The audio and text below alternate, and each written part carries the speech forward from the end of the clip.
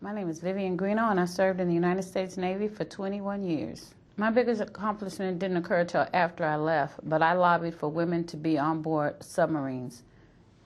And now they can go on board submarines. That was a no-no, never, never, never. So that was my big fight. When I was stationed on the USS Yellowstone, the tender, we had to go on board the different ships and work.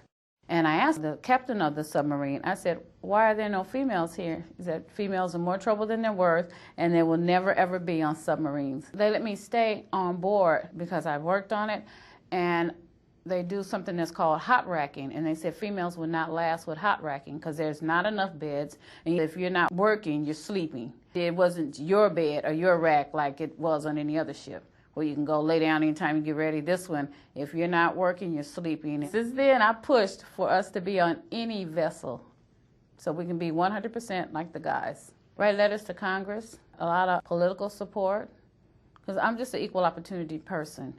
And I figure if a man could do it, I could do it too.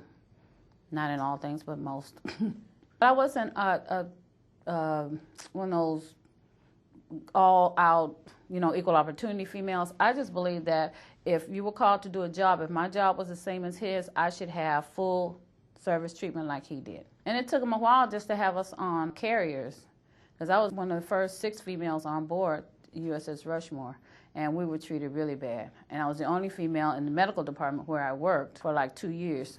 We were called negative names. A lot of times we were referred to either as bitches or butches. You had to be one or the other, and it was very degrading, very degrading.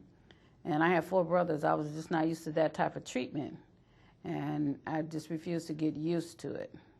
It was my desire to get rid of all the negative publicity that the VA gets, that they don't care, they're not there, they don't look out for you, because that's not true. I mean, they've come a long way. At first when I got out, they wasn't there for me. Then they started doing a big transition with women and helping us get adjusted, because it was all about men. But I had an issue with sexual trauma in the military, and that was really hard to get them to understand that every advance was not wanted. And the women's group that I attend has been a tremendous help, tremendous help.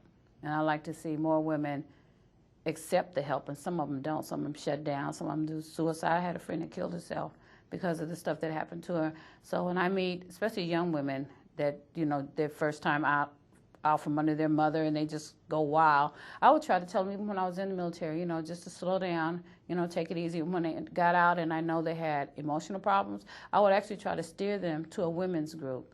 The VA has been very, very helpful in that regard. You realize that you're not the only woman that went through whatever your issue was. There were other women that suffered trauma, even worse cases than mine. So it's kind of like helping each other, just understanding, just being there for each other. I have a group of 8, and we've been together for 4 years. My desire when I get back to Houston, I want to open up a women's shelter, because there's men's shelters, but single mothers have nowhere to go. If you're not single, they don't have a place for you. And I would like to start women's shelter. Women helping women. It's kind of empowering.